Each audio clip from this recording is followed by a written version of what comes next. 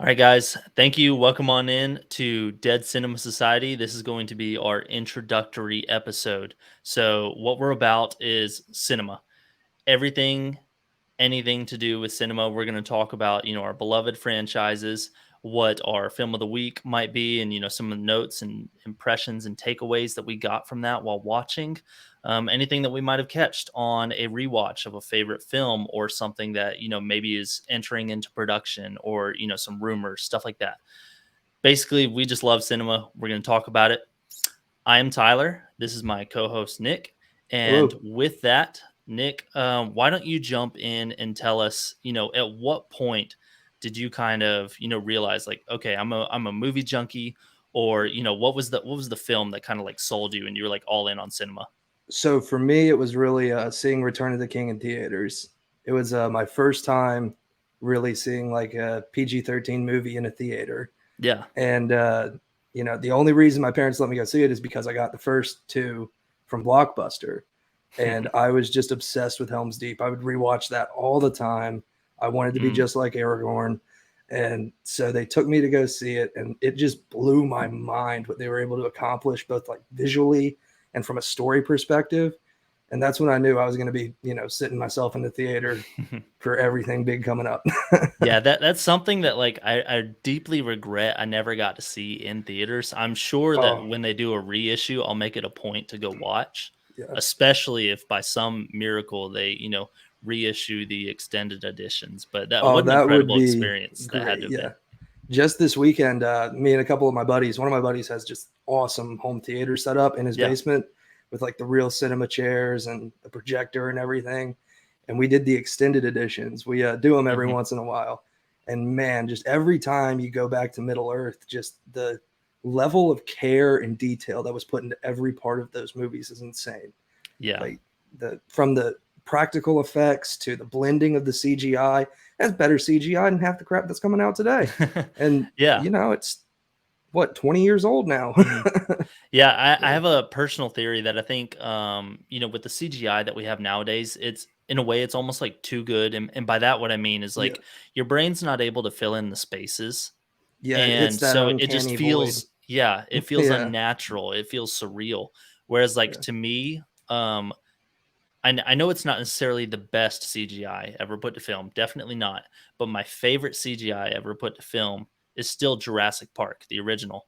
It yeah, just, especially for the time period, it's still believable even today. And that was some of the earliest, like top tier yeah. They CGI were that we ever got. inventing stuff to do Yes, that. But absolutely incredible. yeah, and I Um, think a big part of it is too just the overuse of it now. mhm, Because when it's used sparingly with the practical effects, there's not as big of gaps for your brain to try to fill in. So yeah.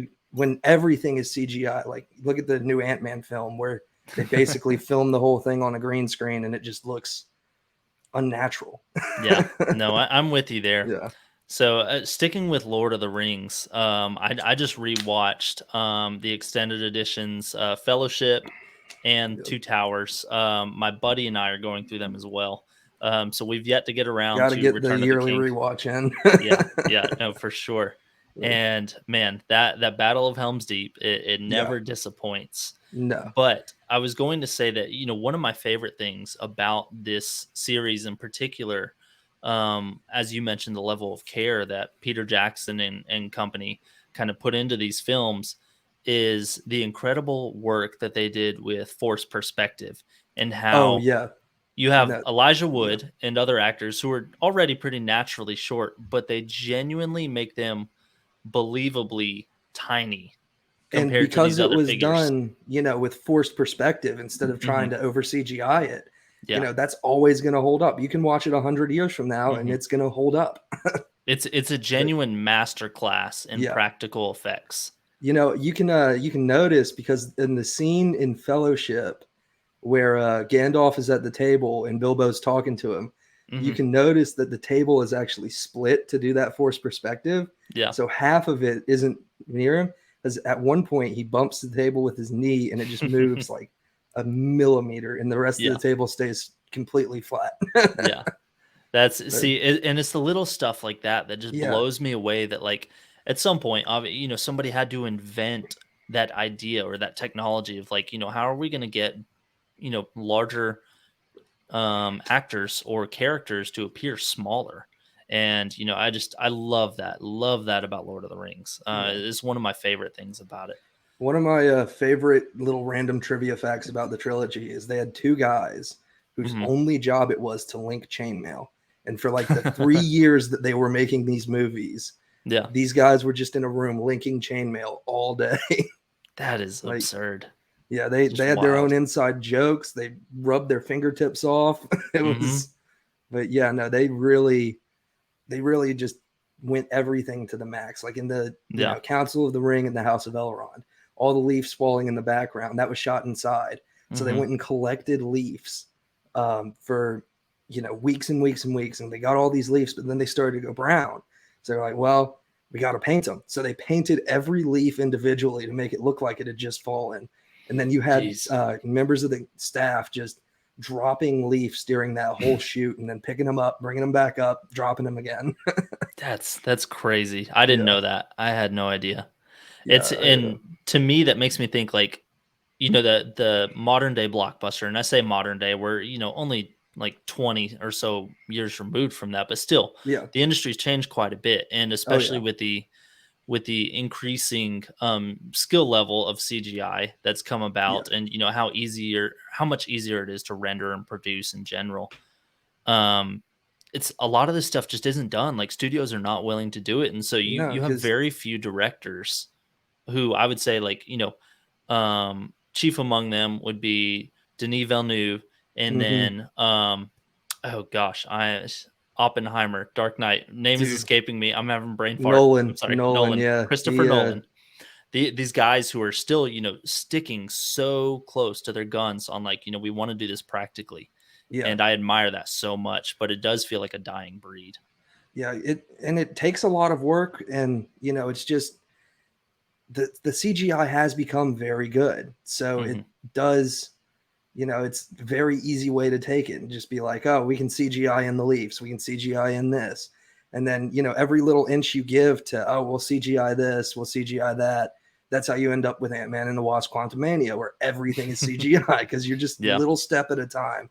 Because Hmm. once you do it once, you're going to do it again. That's just psychology. Once you let yourself, slack off a little bit, you'll slack off more and more and more. Not to say it's necessarily slacking off, Yeah. but because it is an art, and the CG Hmm. artists, man, they work. Yeah. No, they Yeah, they do great jobs, and like as you mentioned, it's just a byproduct of our microwave culture. yeah, It's going to get more and more prevalent that we're going to see what 20 years ago we would have called hard work, but nowadays it's like a shortcut. yeah, And it's a way to get other things done, much quicker and much more efficiently. And it can be really hard to kind of strike that balance between like, does this help us tell the story better? Are we able to yeah, tell new stories because of this power of CGI, or are we taking a shortcut? And unfortunately, I think a lot of studios are yeah, taking more of the shortcut route rather than using it when it kind of improves the story and their ability to tell stories with new fascinating worlds and characters with interesting powers and stuff like that. yeah. And I think another part of it too is the budgets are getting so big and overblown Hmm. because CGI is very expensive. But when you have $300 million to make the movie, you can just go, Yeah. oh well, we can fix it in post. But Hmm. because like Lord of the Rings, they were made for $100 million each, $300 million, which was very high at the time. But Hmm. just 20 years later, we have films like in the new Indiana Jones that's coming out. That's a $300 million movie for one movie. I think Wow. didn't The Little Mermaid carry a budget of 250 million? I I'm believe. actually not familiar with the budget on that one, but I know it was really high because they're gonna make $500 million and still lose money. mhm. And still, even on like a project like indie, that's something that you would naturally think to yourself, this is something that would be like really cheap to produce Yeah. with practical effects and whatnot. Like the stuff that's there. It's not like you're taking So indie to an alien world with things that we can't create here. yeah, obviously I haven't seen the movie yet, but I have Yeah. heard from people who have seen the movie that the first about 20 minutes of the movie is a back in time with basically Harrison Ford's face deep faked Oh onto a man. younger actor. Yeah. and it's him going around running from the Nazis, which I Okay. think sounds pretty cool, but the rest of it doesn't sound so great. Yeah, hopefully that'll turn But out fun. yeah, hopefully. I mean, I love Indiana Jones. That was Mhm. Lord of the Rings and Indiana Jones were like my two things growing up. Yeah. Like I loved that. I had a bullwhip and everything. I'd run around the backyard cracking my whip, going, "I'm Oh, that's Indiana sick. Jones." But So with that, I'll jump into kind of what got me yep, interested in cinema. Growing up, I was definitely a Star Wars fan.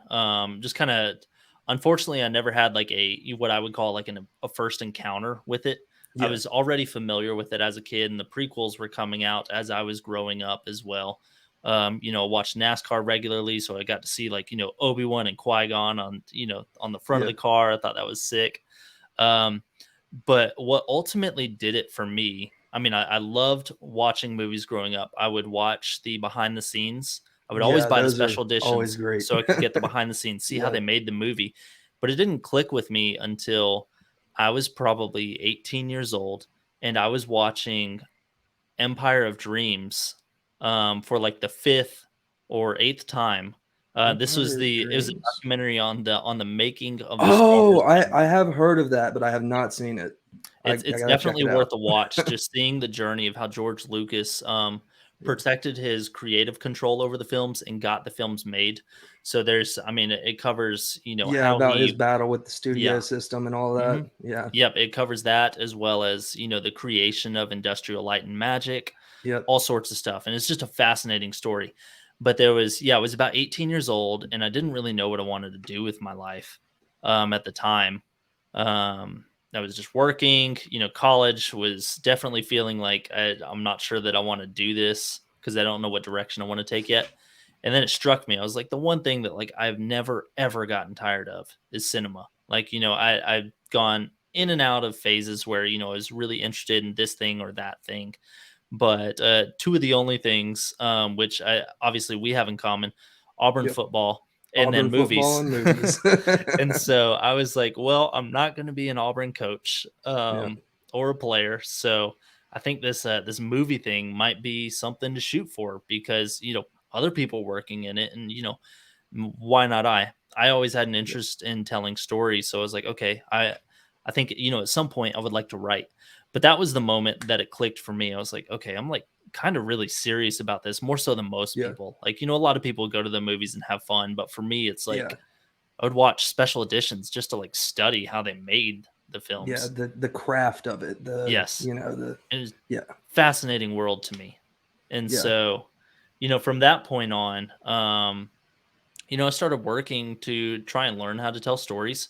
Came across, great minds like John Truby and Jill Chamberlain, some screenwriting coaches, and kind of tried to pay more attention to, you know, how these stories were put together and learn what's the framework, like what is the foundation of a good story.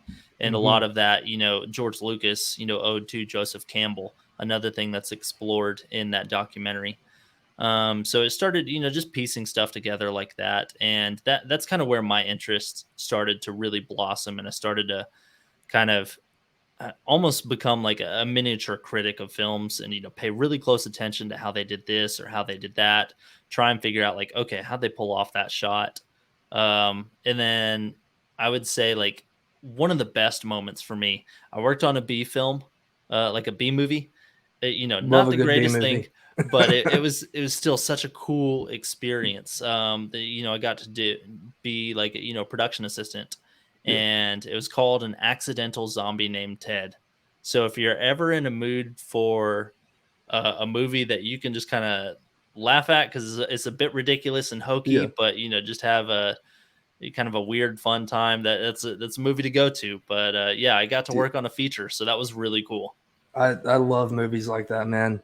Hmm. But and I've noticed they're kind of going away. Like we're not getting the little B movies that are just a fun time anymore. Like because everything's just focused to the blockbuster, this Yeah. billion or bust philosophy.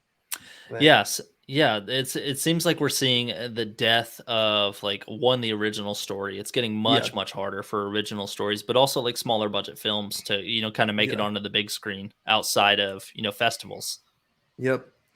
because the 60 to $100 million movie Mhm. is in a very bad place right now because nobody wants to make them. They do these massive franchise movies because they know if they hit, it's $1 billion payday. Yeah. Like, yeah, and I think Marvel is responsible for a lot of that because Marvel came in and they were so successful with it, Mhm. which they were telling a very good story up until Yeah. recently. Yeah, that's something like thankfully there have been some chances that were taken, and out of it we got directors like Damien Chazelle, Yeah, who like he did the short film version of Whiplash first, and then somebody saw it and was like, "Hey, this is good. I'm going to put some money towards this." And then we got just a masterpiece of I Whiplash. I need to rewatch that. It has been so It's long. oh, we I'm gotta we I'm gotta make such a that film homer of the for that week one. one week. I'm such a But homer for that yeah, film. I don't know what it is, but I love stories about like really harsh mentors who just kind of yeah. like push people to their absolute limits. Well, Break somebody down to kind of build them into something that they never were 1980, before. real Yeah. story on that. Oh, the I didn't even notice that on your background. So that's Yeah, the Miracle on Ice, isn't it? yeah, that's the Miracle on Mm. Ice. It's all the signed player cards. That's So that's another yeah, I'm not just a film nerd. I'm also a sports nerd.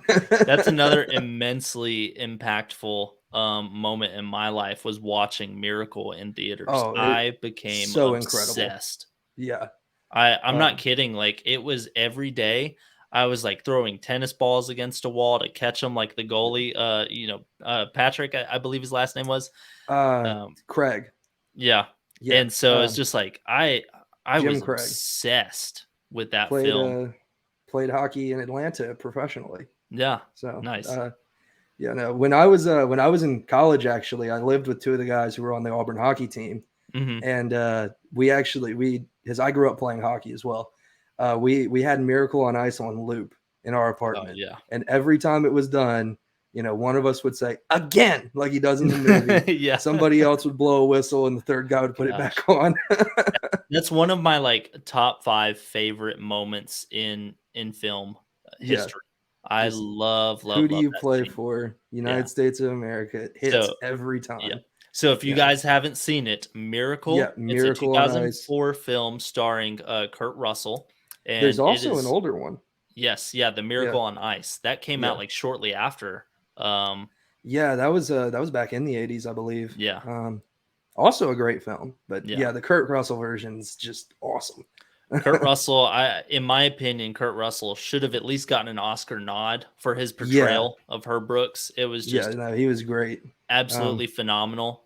And then if you like behind the scenes stuff, you watch how they made, how they oh cast yeah, that film. It's just truly incredible. They turned these hockey players into guys who were indistinguishable from Hollywood actors. Like they yep, they did such a phenomenal job of living in the skins of those characters, and they even in one case they actually got the son of one of the players to play his father. And so just incredible story, incredible film. It's definitely worth a watch. and that's that effort again. Just the dedication to detail. Yeah. Like that's what makes guys like Chris Nolan and George Lucas geniuses Hmm. because they're just such perfectionists that Yeah. every frame of their movie they're going over with a fine tooth comb to get the story they want told out there. Yeah. You know, because Star Wars is a cool idea. It's space wizards and you Hmm. know all the uh, You got the starfighters force. and all Yeah. that, the Force.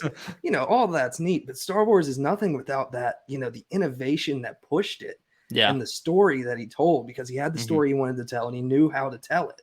Yeah. And that's what gave us the original trilogy that we're still sitting here talking about. What is it, like Hmm. 70? Yeah. We're 40 Yeah, years yeah, after 40 years Return of the Jedi now. after Yeah. Return of the It's Jedi, and we're still talking about it every day. You can go out here on YouTube and there are hundreds of hours of content being just talking about the OT. yeah. And like, So, even without like the I guess let's say the expansion of the cinematic universe there in Star Wars, the TV yeah. shows, all that stuff. There was such great technology that was birthed out of the Oh production yeah. of those films. especially the Industrial Light original and trilogy. Magic just completely changed the industry. Yes, yeah, And, it's the whole reason we have CGI the way it is today. yeah, we don't get Gollum in Lord of the Rings without Jar Jar Binks, because the Yeah, motion capture technology they used yeah. for Gollum is what they developed for Jar Jar Binks. Hmm. So shout Just out to Jar Jar. insane stuff.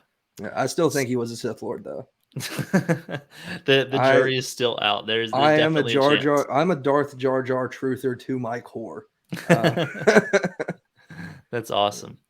yeah. So, other than Lord of the Rings, so what would you say? What's one of your other like all time favorite films or franchises? So I love dumb comedies. That Okay, is like when I'm awesome. when I'm at home, I just had a tough day at work. I pour myself a bourbon. I flip Hmm. something on. It's gonna be a stupid comedy. I love like Pootie Tang. Yeah. Anything Mel Brooks. Okay. Um, Nice. Young yeah, Frankenstein. Love that Young one. Frankenstein, Spaceballs. At one point, I learned how to speak a bit of French because I watched Spaceballs so many times in a row as a kid that I memorized every line. So then I just put it on in French, and I was like, "Oh, I know French swear words now." That's awesome. But Dang. yeah, I love Mel. The dude What just so gets to my funny bone. yeah. So you mentioned, Pootie Tang. What's another go-to comedy for you? Another go, Hot Rod. Hot Rod. Hot Rod is Nice. a great movie. Yeah, I love that AM FM debate from that just weird dude yeah, towards the end. just absolutely wonderful. And Oh the man. best shot of the film, though, is the one where he falls down a hill. I was just thinking that, man. Yeah, just it's so long It's that it's so good. funny, and then it gets unfunny, and then it just keeps going until it's Yeah. funny again. Like, And the but abrupt end to it too got me as well. oh Like it was yeah, just man, but that's a good one. That's definitely yeah. a good one. I What would say about you? What are my some of your other? Yeah, yeah, so I'll stick with comedy here. It's not like, my go-to genre per se, but my favorite comedy, well, I'll give 2. Zombieland is oh, and Due Date. Zombieland's awesome. Yeah, What was the second one? Due Date, Due with Date. Zach Galifianakis and I Robert Downey Jr. I think I have seen that one. It's just been a long time. It's such a good film, and then Yeah, Jamie Foxx also plays a prominent role in that film yeah, as well. But it's just one of my favorite comedies. There's such great witty banter yeah, in that film, and it's great. I definitely would recommend it. Um, yeah, but I would have to say, like, for me, what has recently become an all-time favorite and probably taken the number one spot in my heart favorite film would have to be Blade Runner 2049. I know it's like too that, slow for a lot of yeah, people, but I've continued to watch it over and over. I watch it like every year, and I keep studying the film and finding little nuances. yeah. And I just love Denis Villeneuve for the story that he was able to tell with that film. I love what they did with the color grading in that one. Yeah, Where yeah, that was just brilliant. It was hmm very well done. yeah. I'm Roger Deakins did great. yeah, yeah, no, I'm very excited for Dune Part Two as well. I think that's going to Oh be yes. yeah. 'Cause I never read the books Hmm. until Part One came out actually, and I kept putting off watching Part One until I read the book. Yeah. And so eventually, like months after it came out, I Hmm. read the book and well, I audiobooked it, but Yeah. and then I watched the movie and I thought it was pretty dang good. Yeah. I Yeah, loved Dune. very, yeah, I wish I'd read before going to watch the film. Well, I say that usually yeah, I like to read before I go and watch a movie, but this one I was like, okay, there's probably no chance I finish the book before this film's out of theaters. Just a really busy time in my yeah. life. But on top of that, I was like, I kind of just want to go in cold Yeah, and see what gets painted. And now I have the book like somewhere over there on my shelf, and I'm gonna read it before part two comes out, I believe. it's But it's a great book. Dune was a Yeah. masterpiece. Like Oh it no, it was just, beautiful. I Um, loved it. I was yeah, thoroughly engrossed the entire time I was in the theater. yeah. No, I was and very well acted as well all around. Hmm. Yeah, very very quality film, and I'm really excited for the second part because Yeah. I have listened to the book and I know what's coming, and Hmm. I am here for it. Give me the worms, baby. Yeah. Yeah, I'm super excited for that as well. Yeah. So, we are about to wrap this up. We're kind of coming up on our time here. Yep. Um, kind of wanted to introduce our audience here. We have a Discord, Dead Cinema Yep. Society. We will have a link in the description. We would love to have you guys in there. Every week we do a film of the week, and every once in a while we will all add some new films to the list of unwatched films. We will vote on them. You get multiple choice, so we'll kind of pick what's the most popular. This past week we watched Princess Mononoke. This week we're going into Godzilla 1954. So we kind of had a double header of, Japanese classics here. Yep. And I'm excited to find out what the next one will be. But other than that, we share memes, we talk about what's going on, some new releases, we've got spoiler chats. It's just a really, really good, fun time. Discord's completely free if you don't have it. But it's a great community. We got a good group of guys in there who, regularly post. Yep. Um, Good place to talk about movies, and yeah, yeah. no, it's just a great time. It Yeah. really is. So So other than that, Nick, what's some of the stuff that you're looking forward to with Dead Cinema Society, this podcast, the Discord, just in general? I'm looking forward to the movie of the week because I know I'm going to push some really stupid ones that I'm going to get everybody to watch. Yeah, yeah. Yeah. At some point, because it's on the list, we're gonna end up watching Pootie Tang. Oh, I So love it. I showed my yeah, best buddy that movie, and he said, "I think I'm dumber, but I understand you more now." yeah. That's Right. awesome. Yeah, that'll be a fun time, But yeah, I'm excited to see this community grow because yeah, as I mentioned, we've got a solid group of people in there already who yeah, we all love films. So we've a lot of us have come over from Locked On Auburn Discord. Shout out to yep. Zach Blackerby, awesome Great. show. Watch it Yeah, every day. yep. He's been Yeah, a mentor of mine in the yeah, podcasting world. So much love to Zach. And I'm just looking forward to growing the community, getting yep. more people excited about film, kind of analyzing, talking gear, talking story structure, talking about the things that we hate about the latest Star Wars film, I got a lot to all say on sorts of those. stuff. So yeah, I'm just excited. I Yep. never get tired of talking about movies. Oh, absolutely not. Because if you get tired of talking about one movie, there's 1,000 more to talk Yeah, about. no, it's going to be amazing. Yeah. So with that, Nick, really appreciate Yep. you Thanks, man. being willing to team up Yep. with me and do this, and I'm looking forward to the next episode. Thank you Yep. guys for coming in and watching or listening. Until next time, Yep. We'll see see you y'all next later. time. Bye.